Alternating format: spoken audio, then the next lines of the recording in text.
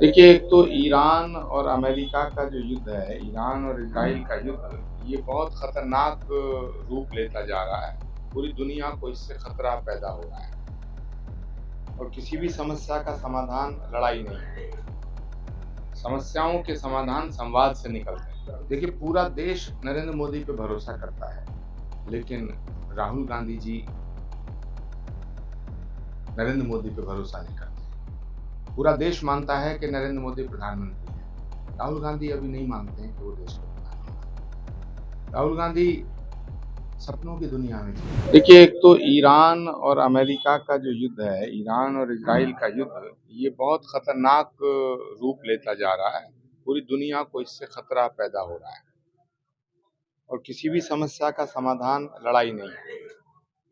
समस्याओं के समाधान संवाद से निकलते हैं। जहाँ तक सवाल है कांग्रेस का और नरेंद्र मोदी जी का, तो नरेंद्र मोदी जी ने कांग्रेस को बेरोजगार कर दिया है। तो जब किसी का रोजगार कोई छीन लेता है तो उससे लड़ाई होना नेचुरल है।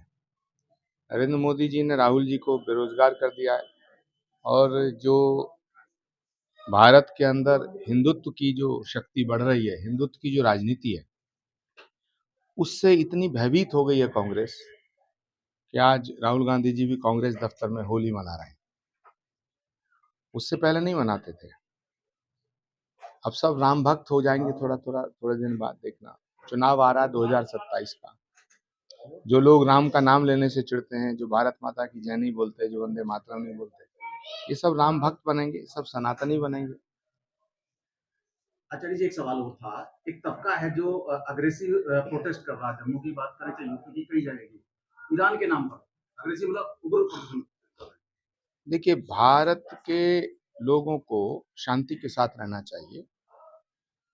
ईरान में जो हो रहा है उसका दुख है, लेकिन जो इजराइल में हो रहा है उसका भी दुख है। कहीं भी किसी की मौत हो, ये अफसोसजनक है, दुखद है। और इस जंग में जीत किसकी होगी ये मैं नहीं कह सकता, लेकिन इंसानियत हार रही है, मानवता हार रही है।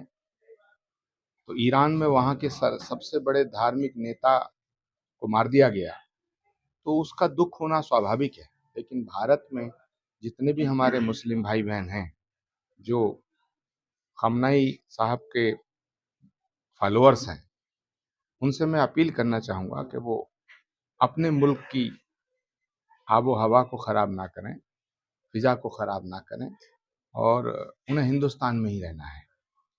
अपना विरोध शांति के साथ प्रकट करें। कांग्रेस के सभी नेता, चाहे राहुल गांधी हो, सोनिया गांधी हो, सभी प्रधानमंत्री मोदी के ऊपर इस वक्त हमला कर रहे हैं। कह रहे हैं कि ईरान के समर्थन में नहीं आ रहे। ईरान के देखिए, समर्थन पूरा में देश नरेंद्र मोदी पे भरोसा करता है, लेकिन राहुल गांधी जी नरेंद्र मोदी पे भरोसा नहीं करते। पूरा देश मानता है कि नरेंद्र मोदी प्रधानमंत्री हैं। राहुल गांधी अभी नहीं मानते हैं कि वो देश के प्रधानमंत्री हैं। राहुल गांधी सपनों की दुनिया में जीते हैं।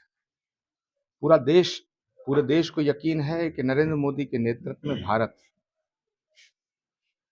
पूरी दुनिया में एक बहुत बड़ी महत्वपूर्ण भूमिका अदा कर रहा है और करेगा। मेरा विश्वास है कि इस लड़ाई को खत्म कराने में भी नरेंद्र मोदी जी की भूमिका रहेगी। लेकिन राहुल गांधी नरेंद्र मोदी से नफरत करते हैं। किसी भी देश के नेता को प्रधानमंत्री के फैसलों की आलोचना करने का अधिकार है, लेकिन प्रधानमंत्री से नफरत करना ठीक नहीं। आपको क्या लगता है क्या करना चाहिए भारत को इस युद्ध के टाइम? भारत वही करेगा जो भारत को करना चाहिए।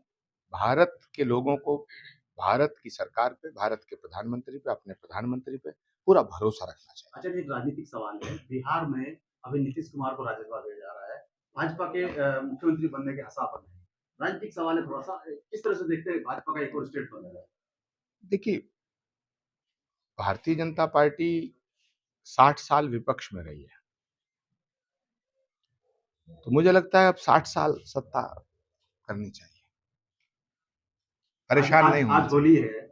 आप होली के कार्यक्रम में शामिल हैं, देश के लोगों के। ये देश उत्सव का देश है, ये देश त्योहारों का देश है। हम सब त्योहार मिलके मनाते हैं। इस देश के 140 करोड़ लोगों का त्योहार है होली, और सबको मनानी चाहिए। मैं सबको बधाई देता हूँ। भारत बज़ लाइव, हर खबर में भारत।